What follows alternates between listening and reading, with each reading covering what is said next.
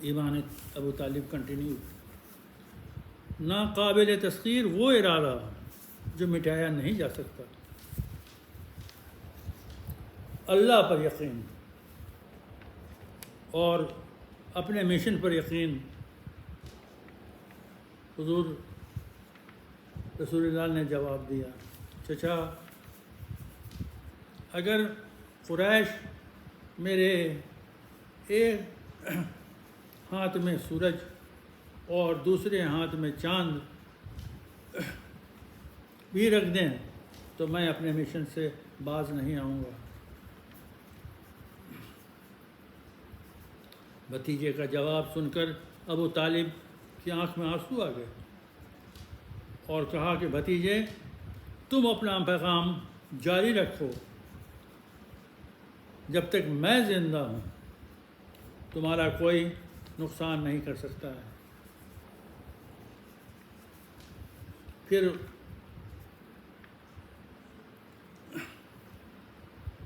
قریشیوں نے ایک شخص کو، ایک نوعمر لڑکے کو بھیجا تو دیکھنے میں بہت خوبصورت تھا اور ذہین بھی تھا۔ انہوں نے ابو طالب کے پاس اسے لے جا کر یہ کہا کہ یہ لڑکا بہت ذہین ہے، خوبصورت بھی ہے، یہ لے لو اور محمد کو، مجھ کو، ہم لوگوں کو دے دو تاکہ ہم اسے قتل کر دیں گے۔ ابی طالب کو یہ سودا سن کر آگ بگولا ہو گئے اور کہا کہ دور ہو جاؤ میرے پاس سے۔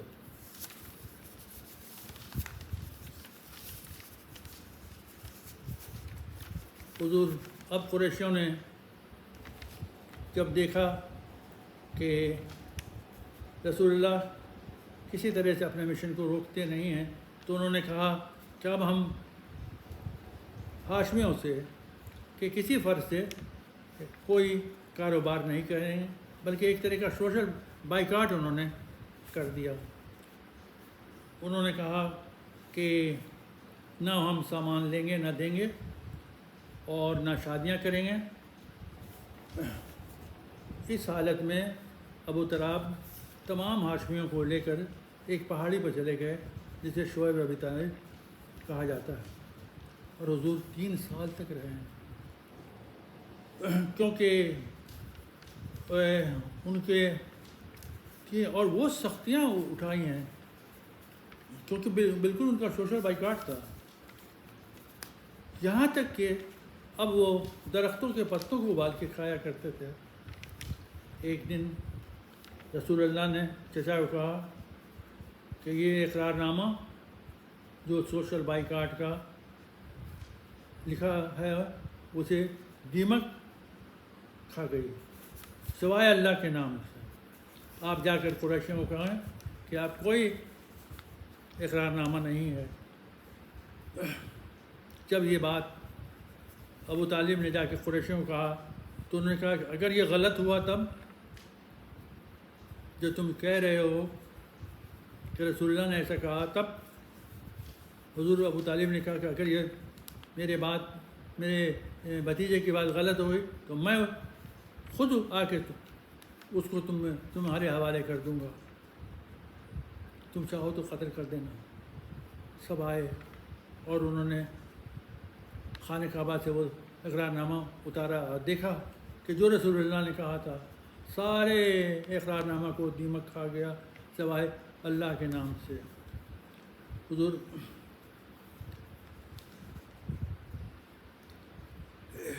اگر ہم غور کریں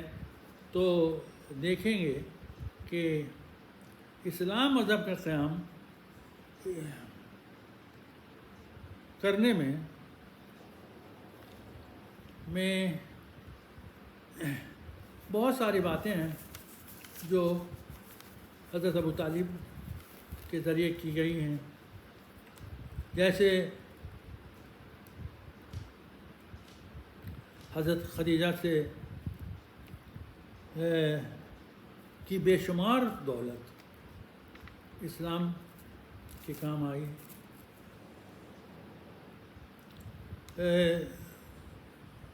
اور ابو طالب ہی نے رسول اللہ کی پرورش کی،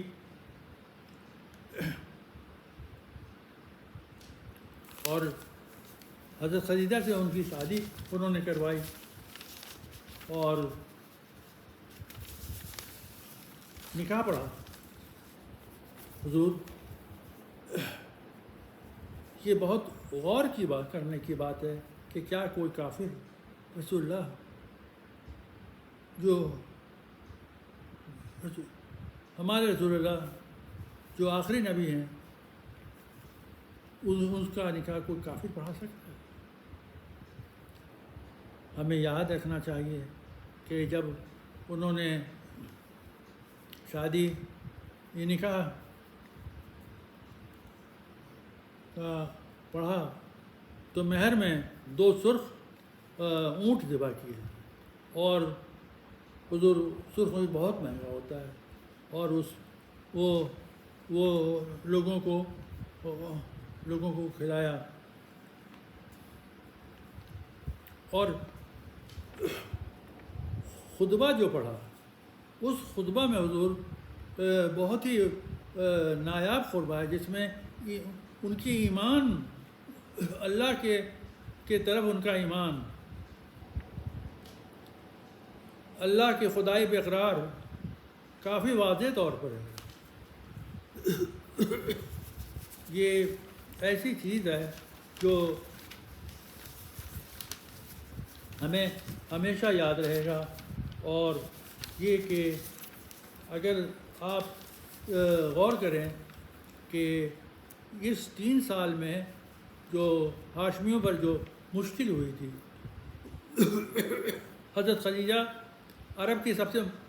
سے دولت مند خاتون تھیں، اور حضور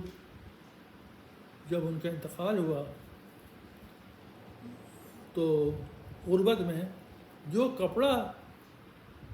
تھا اسی میں دفن ہوئی۔ حضور اتنی دولت مند خاتون کو کفن نصیب نہیں ہے۔ یہ ساری باتیں ہیں جو سبوں کو یاد رکھنی چاہیے۔